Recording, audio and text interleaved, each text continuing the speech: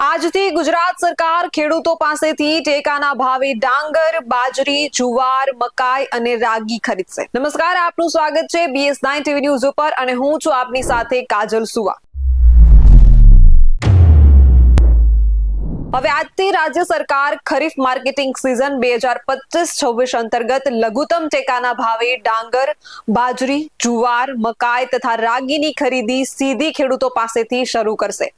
હાલ રાજ્ય સરકાર ટેકાના ભાવે મગફળીની ખરીદી કરવામાં આવી રહી છે, જે અંતર્ગત અત્યાર સુધીમાં ખરીદી 1.5 લાખ મેટ્રિક ટનથી વધુ મગફળી અંદાજે ₹7,969 કરોડથી વધુ મૂલ્યની ખરીદી થઈ ચૂકી છે, જે અંતર્ગત 253 કેન્દ્રો પરથી સરકારે ખરીદી કરવામાં આવી છે। હવે આજથી રાજ્ય સરકાર ખરીફ માર્કેટિંગ સીઝન 2025-26 અંતર્ગત લઘુત્તમ ટેકાના ભાવે ડાંગર, બાજરી, જુવાર, મકાઈ તથા રાગીની ખરીદી સીધી ખેડૂતો પાસેથી શરૂ કરશે। આ ખરીદી અંતર્ગત ટેકાના ભાવે ડાંગર ખરીદી માટે રજીસ્ટ્રેશન કરાવેલા ખેડૂતો પાસેથી સરકાર અંદાજે ડાંગર માટે પ્રતિ હેક્ટર 1500 કિલોગ્રામ ડાંગરની ખરીદી ખેડૂતો પાસેથી કરશે, જે આજથી એટલે કે 24 નવેમ્બરથી આગામી 31 જાન્યુઆરી 2026 સુધી આ ખરીદી અન્વયે ડાંગર માટે રાજ્યભરમાં થશે, જે માટે સરકાર ડાંગરની ખરીદી માટે 113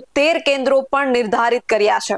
આ ઉપરાંત બાજરી માટે 150, જુવાર માટે 50, મકાઈ માટે 82 અને રાગી માટે 19 નિયત કેન્દ્ર પરથી ખરીદી કરવાની વ્યવસ્થા હાથ ધરવામાં આવી છે।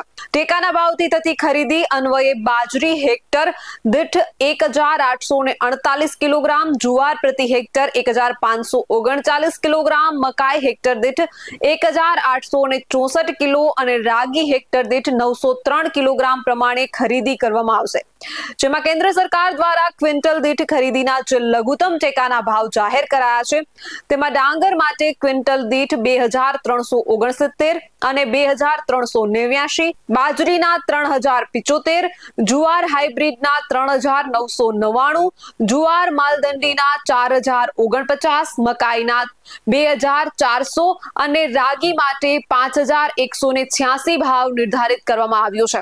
આમ આવતીકાલથી ખેડૂતો માટે સરકારના હકારાત્મક નિર્ણય અનુસાર આજથી ખેડૂતો પાસેથી સરકાર ટેકાના ભાવે ડાંગર, બાજરી, જુવાર, મકાઈ અને રાગીની ખરીદી શરૂ થશે।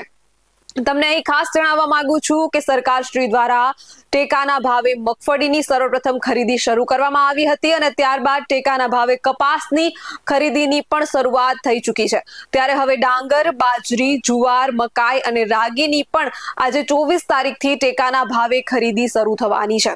ત્યારે માર્કેટિંગ યાર્ડમાં ખેડૂતોનો અનેક જગ્યાએથી રોષ પણ જોવા મળી રહ્યો છે કે જે રીતે મગફળી પલળી ગઈ છે। આ વખતે કમોસમી વરસાદે ખેડૂતોને જે રીતે હેરાનગતિ કરી છે અને પલળેલી મગફળી માર્કેટિંગ યાર્ડમાં રાખવામાં આવતી નથી, ત્યારે ખેડૂતો ખૂબ હેરાન થઈ રહ્યા છે। માર્કેટિંગ યાર્ડમાં જે ટેકાના ભાવ કરતા 600 રૂપિયા ઓછા મગફળીના ભાવ મળી રહ્યા છે, તો બીજી તરફ ડુંગળીના ભાવ પણ તળિયે બેઠા છે।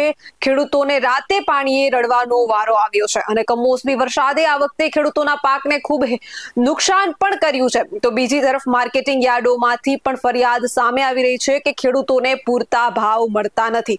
શાકભાજીના ભાવ પણ ક્યાંક ને ક્યાંક માવઠાના કારણે આસમાને પહોંચ્યા છે। ગૃહિણીઓનું બજેટ ખોરવાયું છે, તો સામે ખેડૂતોની પરિસ્થિતિ પણ ખરાબ છે।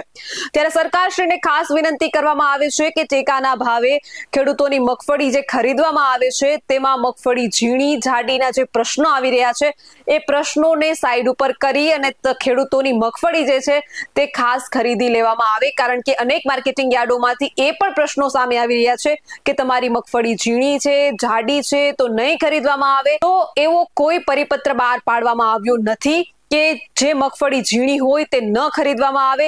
તો ખાસ ટેકાના ભાવે ખરીદી કરતા એ તમામ વેપારીઓ અને જવાબદાર અધિકારીઓને પણ વિનંતી કરું છું કે કોઈ પણ મગફળી લઈને ખેડૂત આવે તો એ મગફળી પલળેલી ન હોય તો ખાસ એ મગફળી સ્વીકારી લેવામાં આવે, કારણ કે પરિપત્રમાં ક્યાંય એવું દર્શાવવામાં આવ્યું નથી કે મગફળી 20 નંબર હોય, 22 નંબર હોય કે ગિરનાર 4 હોય કે BT 32 હોય તો જ ખરીદવામાં આવે। અને ખેડૂત મિત્રો પણ ખાસ આ વાતની નોંધ લે કે તમારી કોઈ પણ પ્રકારની મગફળી માર્કેટિંગ યાર્ડમાં ટેકાના ભાવે ચલાવવામાં આવશે, કારણ કે પરિપત્રમાં કોઈ જ એવો દર્શાવવામાં આવ્યું નથી કે આ પ્રકારની મગફળી ન ખરીદવામાં આવે. તો ખાસ ખેડૂત મિત્રો, જ્યાં જ્યાં અન્યાય થતો હોય ત્યાં અવાજ ઉઠાવજો, અને જ્યાં તમારી મગફળી રિજેક્ટ કરવામાં આવે ત્યાં સોશિયલ મીડિયાના માધ્યમથી અથવા તો BS9 TV સુધી તમારી ખબર પહોંચાડજો. અમે તમારા પ્રશ્નોને વાચા આપીશું.